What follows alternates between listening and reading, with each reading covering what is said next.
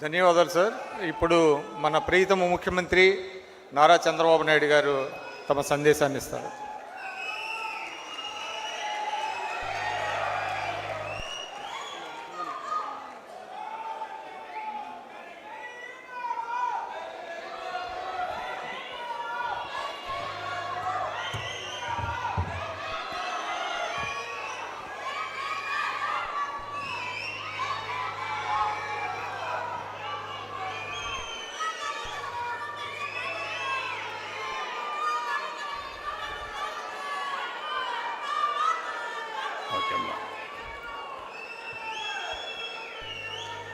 Okay తమ్ముడు.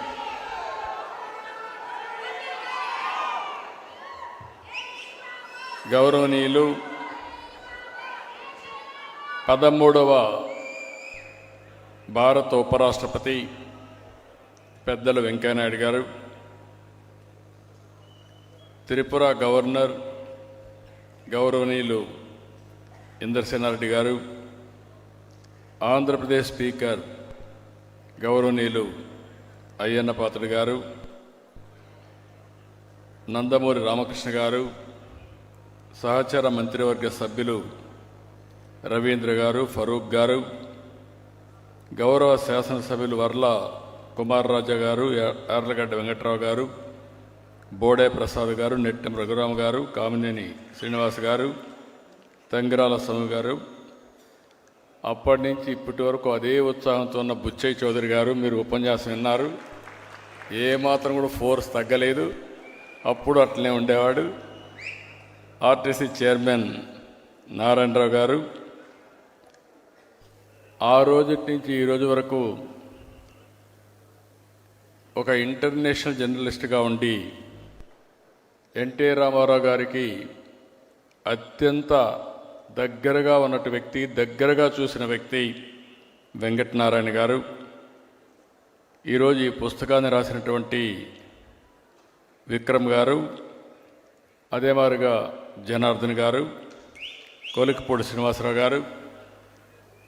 సాయంత్రం నుంచి చూస్తున్నాను, మన నాయకుడు మన ముందర లేకపోయినా ఆయన స్ఫూర్తితో మీరు ఎంత ఉత్సాహంగా ఉన్నారంటే అంత ఉత్సాహంగా ఉన్నారు. ఈ కార్యక్రమానికి వచ్చిన మీ అందరికీ పేరు పేరున మనస్ఫూర్తిగా నా నమస్కారాలు, అభినందనలు, శుభాభినందనలు. ఈరోజు 41 సంవత్సరాల కంటే ముందు సజీవ చరిత్ర 1984 ప్రజాస్వామ్య పరిరక్షణ ఉద్యమం. వేదిక పైన వాళ్ళు మాట్లాడుతూ ఉంటే ఈ పుస్తకాన్ని చూసిన తర్వాత నా జ్ఞాపకాలన్నీ 40 సంవత్సరాలు వెనక్కెళ్ళాయి. ఆ జ్ఞాపకాలు నెమరు వేసుకునే అవకాశం కల్పించిన మిత్రులకి మనస్ఫూర్తిగా అభినందనలు, శుభాభినందనలు. చరిత్రలో చాలా సంఘటనలు జరుగుతాయి, ఎన్నో వాస్తవాలు ఉంటాయి. వాటిని మనకు చెప్పేది, భవిష్యత్ తరాలకు అందజేసేది పుస్తకాలే. రాష్ట్ర రాజకీయాల్లోనే కాదు, దేశ రాజకీయాల్లో కూడా 83 ఒక సంచలనం.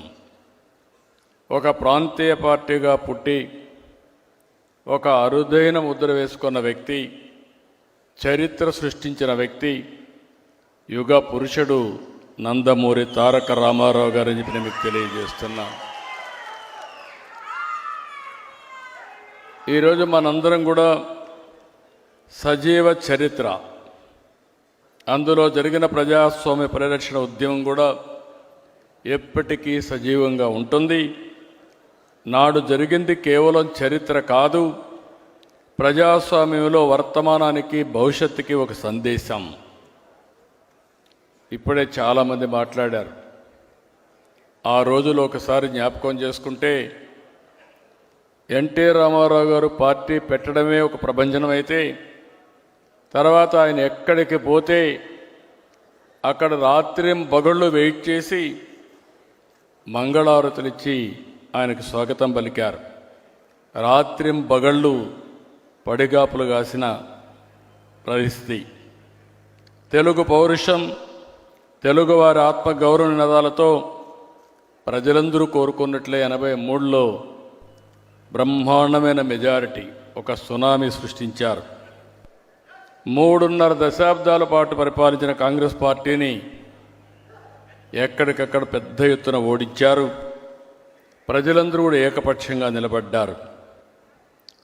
అయితే ఓసారి కాంగ్రెస్ పార్టీ చరిత్రలు కూడా మనం చూసుకుంటే, నాటి కాంగ్రెస్ నాయకులు, ఢిల్లీ పెద్దలంతా కూడా చాలా కుట్రలు చేశారు. అలాంటి కుట్రలో భాగమే 83 ఆగస్టు అని చెప్పి కూడా మీకు తెలియజేస్తున్నా. 20 నెలలే అయింది. ఇప్పుడే మిత్రులందరూ మాట్లాడారు. ఆయన ఆ రోజు మనం ఒకసారి గుర్తుపెట్టుకుంటే, హార్ట్ ఆపరేషన్ రావడం, అప్పుడు ఇండియాలో మంచి వైద్యులు కూడా లేకుండా పోవడం, అందుకే అమెరికాకి వెళ్ళి అక్కడ ఆపరేషన్ చేసుకొని తిరిగి వచ్చారు. తిరిగి వచ్చి మనం అందరం ఆనందంలో ఉంటే, ఆ రోజే కుట్రకు తెరదీశారు.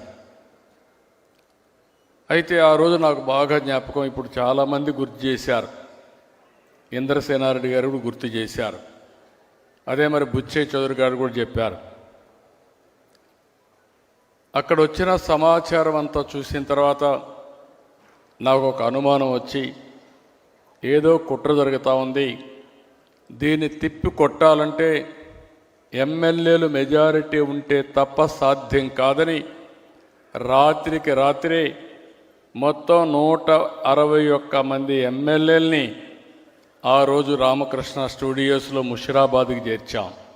అది గేమ్ చేంజర్గా అయింది. ఆ రోజు కానీ రాకపోయి ఉంటే, ఇంతమంది ఎమ్మెల్యేలు లేకపోయి ఉంటే, ఏమాత్రం కూడా భయపడకుండా ముందుకు పోయే పరిస్థితి వచ్చేది. అంత మునుపు కూడా చరిత్ర మీరు ఒకసారి చూస్తే 47 నుంచి 84 దగ్గర 37 సంవత్సరాలు. 37 సంవత్సరాల్లో 26 ప్రభుత్వాల్ని పడగొట్టారు. 18 నెలలకు ఒక్కొక్క ప్రభుత్వం పోయింది. కానీ ఈ మహాపోరాటంలో గెలిచింది ఒకే ఒక వ్యక్తి, అది నందమూరి తారక రామారావు గారు.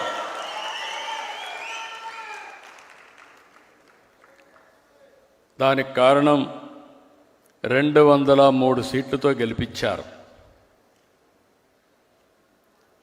ఈరోజు మనం ఒకసారి చూస్తే, ఆయనకు జరిగిన అన్యాయం ఒక పక్కనైతే, ప్రజాస్వామ్యానికి జరిగినటువంటి ద్రోహం కింద ప్రజలందరూ సంఘటితమయ్యారు. ఇప్పుడే ఇంద్రసేనారెడ్డి గారు చెప్పారు, అప్పట్లో ఇంద్రసేనారెడ్డి చాలా పౌరుషంగా ఉండేవాడు, హైదరాబాద్లో ఉండేవాడు. ఆయన నేరుగా వచ్చి అంటే మన స్టూడియోకి వచ్చి, అక్కడి నుంచి ఇప్పుడు కూడా గుర్తు చేశారు, ఎమ్మెల్యే క్వార్టర్స్ పోతే వీళ్ళందరి మీద దాడి చేశారు. అక్కడి నుంచి నేరుగా ఎమ్మెల్యే క్వార్టర్స్కి అందరినీ తీసుకురావడంలో ప్రముఖ పాత్ర వహించిన వ్యక్తి ఇంద్రసేనారెడ్డి గారు అని చెప్పి నేను మీకు తెలియజేస్తున్న. 30 రోజులు కూడా అదే మరిగా వెంకయ్యనాయుడు గారు అయితే మన నాయకుడితో రాష్ట్రమంతా తిరగడం, దేశంలో ఉండే నాయకులందరినీ ఒక త్రాటిపైకి తీసుకురావడం. వెంకయ్యనాయుడు గారు నేను 78లో కూడా చూశాను అసెంబ్లీలో. ఆ రోజు అసెంబ్లీలో ప్రతి ఒక్కరూ భయపడతారంటే ఈయన జైపాల్ రెడ్డి గారు ఉండేవారు. వాళ్ళు అసెంబ్లీని గజగజలాడించిన రోజులు అవన్నీ. అలాంటి వ్యక్తి పూర్తిగా సహకరించి మన నాయకుడు ఎన్టీ రామారావు గారు అంటే చాలా అభిమానంగా వెంకయ్యనాయుడు గారు ఉండేవారు. ఎన్టీ రామారావు గారు కూడా ఆయన అంటే చాలా అభిమానం. ఇవన్నీ మనం ఒకసారి చూస్తే, ఆనాటి గవర్నర్ రామ్లాల్ జరిగిన సంఘటన మీరు చూస్తే, మెజారిటీ ఉంది, మీరు అసెంబ్లీ సమావేశం చేయండి, నేను బలాన్ని నిరూపించుకుంటానని అంటే కూడా చాలా దౌర్జన్యంగా, ఇప్పుడే లోపల వస్తామంటే వెంకయ్యనాయుడు గారు చెప్పారు, ఆయన మాటలోనే మీరు ఇంటే అర్థమవుతుంది, అంత అప్రజాస్వామికంగా చేస్తే, ముఖ్యమంత్రిగా గవర్నర్ని కలవడానికి పోయిన ఎన్టీ రామారావు గారు తిరిగి పోలీసు వ్యాన్లో కంట్రోల్ రూమ్ తీసుకుపోయే పరిస్థితి వచ్చింది. ఆ ఒక్క సంఘటన దేశంలో ఉండే ప్రతి ఒక్కరిని దిగ్భ్రాంతికి గురి చేసింది. అంతేకాకుండా దేశమే కాకుండా భారతదేశం మొత్తం బగ్గుమనే పరిస్థితి వచ్చింది. కన్యాకుమారి నుంచి కాశ్మీర్ వరకు ప్రజలందరూ కూడా ఒకటయ్యే పరిస్థితికి వచ్చారు. ఆంధ్రప్రదేశ్లో ఒక ప్రాంతం అని కాదు, ఒక గ్రామం అని కాదు, తెలంగాణ, ఉత్తరాంధ్ర, దక్షిణాంధ్ర, రాయలసీమ అందరూ ఒకటయ్యారు. ఎక్కడికక్కడ రోడ్డు ఎక్కారు. ఒక్క రోజు కూడా వదిలిపెట్టలేదు. ఇప్పుడే కొంతమంది మాట్లాడినప్పుడు చెప్పారు, వెంకటనారాయణ గారు మాట్లాడినప్పుడు చెప్పారు, నా చరిత్రలో నా జీవితంలో ఎప్పుడూ చూడనటువంటి సంఘీభావాన్ని చూశాను. మేమందరం ఆ రోజు ఎమ్మెల్యేలు కాపాడుకోవాలి. ఒక ఎమ్మెల్యేకి మంత్రి పదవి అప్పట్లో ₹1,00,00,000 మరి డబ్బులు ఆఫర్ చేస్తే వీళ్ళని కాపాడుకోవడం మాకు చాలా కష్టమైపోయేది. ఆ రోజు ఎంతోమంది సహకరించారు. మాకు తెలియని వ్యక్తులు, ఉదాహరణ మీరు ఒకసారి చూస్తే కర్ణాటకలో హెగ్డే గవర్నమెంట్ మాకు షెల్టర్ ఇవ్వాలి, దేశంలో ఎవ్వరూ ఇవ్వలేని రోజున కర్ణాటకలో మాకు అకామిడేషన్ ఇచ్చిన ఏకైక వ్యక్తి రామకృష్ణ హెగ్డే. ఆ రోజు అక్కడ రఘుపతి గారు మంత్రి. రఘుపతి గారిని అప్పచెప్తే రాత్రింబగళ్ళు మాతో ఉండి మొత్తం ఎమ్మెల్యేలకు ఏం కావాలో చేసిన సందర్భం అది. దేశంలో ఉండే అన్ని రాజకీయ పార్టీలు, కాంగ్రెస్ ఇతర ప్రతిపక్షాలన్నీ కూడా 18 పార్టీలు జమ కట్టాయి. ఒకే మాట, ఒకే డిమాండ్. మీరు చూస్తే గవర్నర్ రామ్లాల్ రీకాల్ చేయాలని పెద్ద ఎత్తున ఉద్యమాలు చేశారు. హేమీలు. ఈరోజు మీరు చూస్తే చరణ్ సింగ్, చంద్రశేఖర్, వాజ్పేయి గారు, అద్వానీ, జార్జ్ ఫెర్నాండెస్, కరుణానిధి, చండ్ర రాజేశ్వరరావు, మాకినేని బసవ పొన్నయ్య, ఇలాంటి వాళ్ళందరూ కేంద్రంలో నేషనల్ లెవెల్లో సారథ్యం వహించారు. ఇక్కడికి వస్తే వెంకయ్యనాయుడు గారు, ఇందర్సేన్ రెడ్డి గారు, దత్తాత్రేయ, సుందరయ్య గారు, ఇలాంటి మహామకులందరూ కూడా ఇక్కడంతా కూడా పోరాడారు. ఆ రోజు జ్ఞాపకాలు చూసుకుంటే కట్టుబట్టలతో నేను బయలుదేరి వెళ్ళిన తర్వాత 30 రోజులు మళ్ళా ఎన్టీ రామారావు గారు ముఖ్యమంత్రి అయిన తర్వాతనే ఇంటికి వచ్చాం. నేను ఒక్కడనే కాదు, నాలాంటి వాళ్ళు కొన్ని లక్షల మంది త్యాగాలు చేశారు, జైళ్ళకి వెళ్ళారు, పోరాటాలు చేశారు.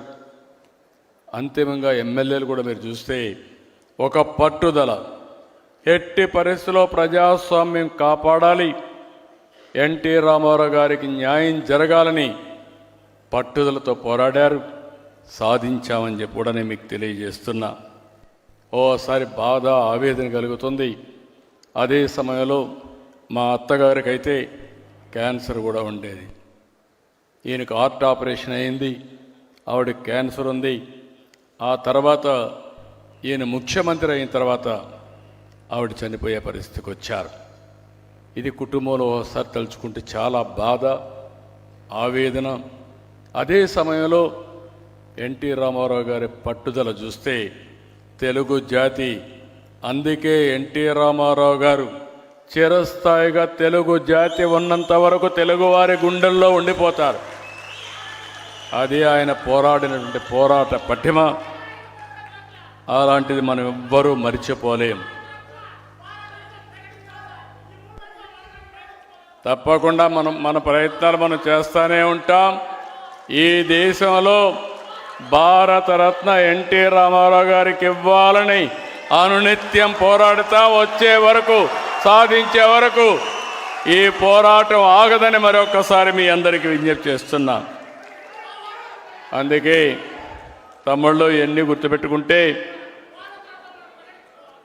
డెఫినెట్గా మనం అది ఈ రోజా రేపా ఎల్లుండా తప్పకుండా ఎన్టీ రామారావు గారికి భారతరత్న వస్తుంది.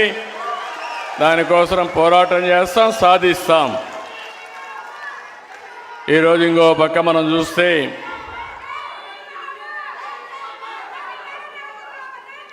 ఈరోజు మనందరం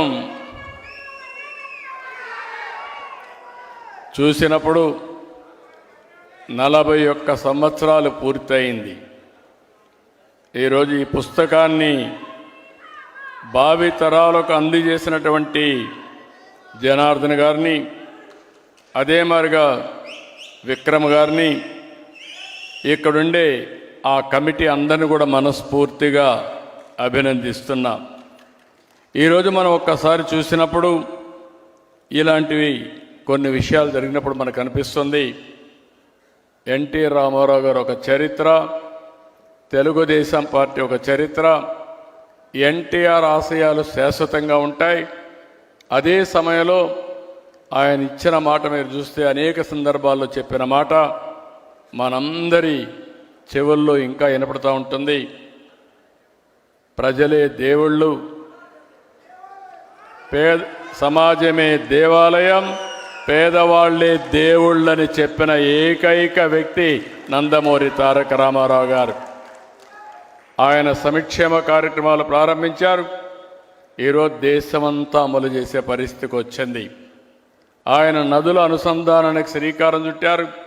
ఈరోజు దేశం మొత్తం నదుల అనుసంధానం జరిగే పరిస్థితి వచ్చింది.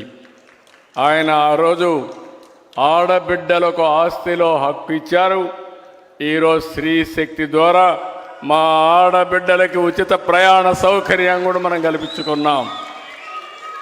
నరేంద్ర మోడీ గారు, ఆ రోజు ఎన్టీ రామారావు గారు స్థానిక సంస్థల్లో 9% రిజర్వేషన్లు పెడితే ఈరోజు నరేంద్ర మోడీ గారి ఆధ్వర్యంలో ఆడబిడ్డలకు చట్టసభల్లో 33% రిజర్వేషన్లు వస్తున్నాయి. అంటే మనం చేసిన ప్రతి ఒక్క పాలసీ ఈరోజు దేశానికి ఆదర్శమైంది. భవిష్యత్తులో కూడా ఆదర్శంగా ఉంటాయని చెప్పి నేను మీకు తెలియజేస్తున్నా. ఈరోజు ఇంకొక విషయం కూడా మనం గుర్తుపెట్టుకోవాల్సిన అవసరం ఉంది. ఆ రోజు ఎన్టీ రామారావు గారు ప్రారంభించిన ఉద్యమం యాంటీ కాంగ్రెస్ ఉద్యమం. ఈరోజు మీరు చూస్తే దేశంలో ఉండే అన్ని రాజకీయ పార్టీలు కలిపాడు, ఉద్యమం చేశాడు, నేషనల్ ఫ్రంట్ పెట్టాడు. ఆయన చేసిన ఫౌండేషన్ చూస్తే ఈరోజు భారతదేశంలో ఎన్డీఏ ప్రభుత్వం సుస్థిరంగా ఉంటుంది. నరేంద్ర మోడీ గారు 11 సంవత్సరాలు పీఎం అయ్యారు. 11వ స్థానంలో ఉండే ఆర్థిక వ్యవస్థని 4వ స్థానానికి తెచ్చారు. రాబోయే రోజుల్లో ప్రపంచంలోనే భారతదేశం అగ్రస్థానం కాబోతుంది. ఏ దేశానికి లేనట్టు సుస్థిర పరిపాలన భారతదేశానికి ఇచ్చిన ఘనత నరేంద్ర మోడీ గారు. అలాంటి వ్యక్తి రేపు జన్మదినం. ఆ జన్మదినానికంటే ఒక రోజు ముందు మనం ఈ కార్యక్రమం పెట్టుకోవడం ఒక సంతోషకరమైన విషయం అని చెప్పి కూడా మీకు తెలియజేస్తున్నా. ఇలాంటివన్నీ చూసినప్పుడు నేను ఒక్క మాటలో చెప్పాలంటే, రామారావు గారి గురించి ఒక్క మాటలో చెప్పాలంటే, తెలుగు వైభవం, తెలుగు ధనానికి ప్రతిబింబం, తెలుగు జాతి ఆత్మగౌరవానికి ప్రతీక. ఇది ఎవ్వరూ కాదనలేనటువంటి నగ్న సత్యం. నేను ఒక మాట చెప్పేవాడిని, ఇప్పుడు కూడా గుర్తుపెట్టుకోండి, ఎవరికి ఏ సమస్య పరిష్కారం కావాలన్నా అధైర్యపడక్కర్లేదు. నందమూరి తారక రామారావు గారి విగ్రహం ఒక్కసారి చూసి మీరు కానీ సంకల్పం చేస్తే ఇది సాధ్యం, సాధించి తీరుతామని చెప్పి కూడా నేను మీకు తెలియజేస్తున్నా. ఆయన జీవితం కూడా వడ్డించిన విస్తరి కాదు. ప్రతిదీ కష్టపడి చదువుకున్నాడు, చేశాడు. పట్టుదల, ఆత్మవిశ్వాసం, ఒక్కొక్క మెట్టు ఎదుగుతూ వచ్చాడు. అందుకే ఎన్టీఆర్ ఒక ఆదర్శంగా మిగిలారు. 49లో మన దేశం నటుడిగా క్యారియర్ మొదలుపెట్టాడు. పాతాళ భైరవి, మాయా బజార్, లవకుశ, దానవీర సూరకర్ణ, గుండమ్మ కథ, ఇలా ఎన్నో మరుపురాని చిత్రాలు నటించాడు. దేవుళ్ళు చూడలేదు కానీ శ్రీరాముడు ఎట్టుంటాడో, శ్రీకృష్ణుడు ఎట్టుంటాడో, కర్ణుడు ఎట్టుంటాడో చూడాలంటే అది ఎన్టీఆర్ రూపంలోనే మనం చూస్తున్నామని చెప్పి కూడా నేను మీకు తెలియజేస్తున్నా. ఒక సినిమాల్లోనే కాదు, ఒక రాజకీయాల్లో ఒక ఆదర్శ నేత. ఏ దేశానికి సంక్షేమ కార్యక్రమాలు ఇవ్వచ్చని చెప్పినటువంటి నాయకుడు నందమూరి తారక రామారావు గారు. ఆ రోజుట్లో 2 రూపాయల కేజీ బియ్యం, సగం ధరకే చీర దోవతి, 50 రూపాయలకే హెచ్పి కరెంట్ ఇవ్వడం, ఇలాంటి పేదవాళ్ళందరికీ పక్కా ఇళ్ళు కట్టడం 1-2 కార్యక్రమాలు కాదు, అనేక కార్యక్రమాలు చేశాడు. అందుకే మనం అందరం గుర్తుపెట్టుకోవాలి, ఎన్టీఆర్ అంటే రాజకీయాల్లో ఒక సంచలనం, ఎన్టీఆర్ అంటే ఒక ఉత్తేజం, ఉత్సాహం, ఎన్టీఆర్ అంటే ఆవేశం, ఆత్మాభిమానం, ఎన్టీఆర్ అంటే రామరాజ్యం, పేదల సంక్షేమం, ఎన్టీఆర్ అంటే నాటికి నేటికి ఎప్పటికీ తెలుగు జాతి వైభవం. అందుకే ఆలోచిస్తున్నాం, అమరావతిలో ఎన్టీ రామారావు గారు శాశ్వతంగా గుర్తుండే విధంగా తెలుగు భాష కూడా ప్రాచీన భాషగా డిక్లేర్ చేశారు. ఈరోజు మన వెంకయ్య నాయుడు గారి యొక్క కృషితో నెల్లూరులో సెంటర్ పెట్టారు. కానీ వారు కూడా మనం ఒక మాట అన్నారు, దాన్ని డెవలప్ చేయాలని. వారు అనుమతిస్తే ఆ సెంటర్ కూడా తీసుకొచ్చి తెలుగు వైభవం పేరుతో ఎన్టీఆర్ విగ్రహం పెట్టి పెద్ద ఎత్తున తెలుగు భాషకి, తెలుగు ప్రాచీన భాషగా దీన్ని భావితరాలకు అందించే బాధ్యత తీసుకుంటామని చెప్పి కూడా నేను మీకు తెలియజేస్తున్నా. ఈరోజు గుజరాత్లో సర్దార్ వల్లభాయ్ పటేల్ విగ్రహాన్ని పెట్టారు. అదే తరహాలో తెలుగు జాతి గుర్తుండే విధంగా మన ఎన్టీ రామారావు గారు విగ్రహం పెట్టి తెలుగు జాతికి కష్టపడిన ప్రతి ఒక్కరిని గౌరవించేట్టుగా చేస్తామని చెప్పి నేను మీకు తెలియజేసుకుంటూ, ఆయన ఎప్పుడూ ఒకటే చెప్పేవాడు, భాష మీద జాతి మీద అభిమానం ఉండే వ్యక్తి ఎన్టీ రామారావు గారు. నేను అందుకే ఆయన తరపున మీ అందరికీ, ఆయన మన దగ్గర లేరు కానీ ఆయన ఆశయాలు మన దగ్గర ఉన్నాయి, ఆయన సంకల్పం మన దగ్గర ఉంది.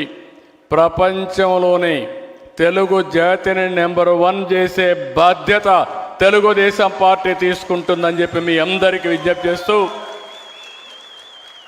ఇప్పుడే మీరు చూశారు, ఆ రోజు ఒక ఉద్యమం చేస్తే 2024లో సైలెంట్ ఉద్యమం. నేను చాలా ఎన్నికలు చూశాను కానీ 94% స్ట్రైక్ రేట్తో 57% ఓట్లతో గెలిపించిన ఏకైక ఎన్నిక ఆంధ్రప్రదేశ్ చరిత్రలో 2024. అది ఎన్డీఏ పై నుండే అభిమానం. ఆ అభిమానాన్ని శాశ్వతంగా ఇక్కడికి వస్తే మిమ్మల్ని అందరినీ చూస్తున్నా, ఇక్కడుండే మీరే కారణం.